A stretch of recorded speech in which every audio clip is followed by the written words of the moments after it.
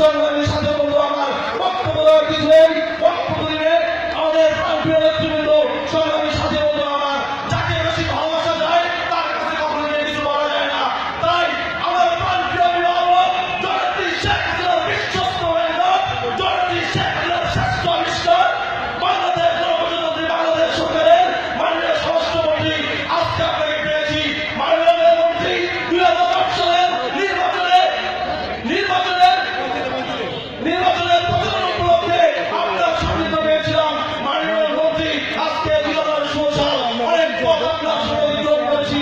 মাননীয় মন্ত্রী এই এলাকায় যখন সন্ত্রাসীদের অভয়ারণ্যে পরিণত হয়েছিল, আপনি সংসদ সদস্য হওয়ার পর আমরা দেখেছি আপনি এলাকাকে সন্ত্রাস মুক্ত করেছেন, এলাকার মানুষকে উন্নয়নের জলে ভাসিয়ে দিয়েছেন।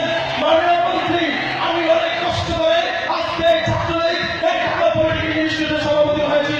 মাননীয় মন্ত্রী আমি অনেক নির্যাতিত হয়েছি, আপনাদেরকে ভরসা দিয়েছিলেন, আপনাদেরকে আশীর্বাদ দিয়েছিলেন যে মেয়েটি রাজনীতি করে যাও, কোন সন্ত্রাসের পক্ষে নয়, রাজনীতি করে যাও সব সাহস নিয়ে, রাজনীতি করে যাও নিজের আদর্শকে বাস্তবায়ন করার লক্ষ্যে।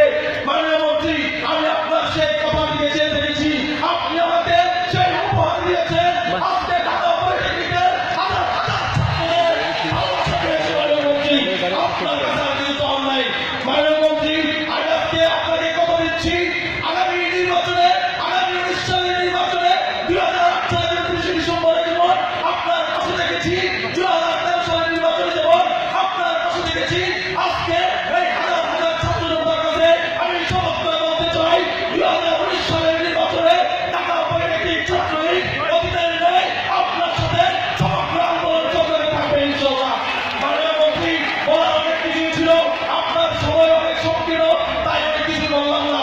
মাননীয় মন্ত্রী আজকে বলতে চাই আপনাকে অনেক ভালোবাসি। মাননীয় মন্ত্রী ছাত্রলীগকে অনেক ষড়যন্ত্র হয়, আমাদের কি অনেক ষড়যন্ত্র হয়েছে, কিন্তু আপনি সেই ষড়যন্ত্র প্রতিহত করে ঢাকা মহানগর ছাত্রলীগের সংগ্রামী সভাপতি সৈয়দ মিজানুর রহমানের দূরদর্শী চিন্তার কারণে, অন্তিম ভাইয়ের দূরদর্শী সিদ্ধান্তের কারণে বাংলাদেশ ছাত্রলীগ টেকনাফ থেকে তেতুলিয়া, রূপসা থেকে পাতুলিয়া, আদালত ছাত্র সমাজের অবদান শহরে একনিষ্ঠ ভূমিকায় আজকে ঢাকা পলিটেকনিক ছাত্রলীগ আজকে দেখে কি সুশৃঙ্খল।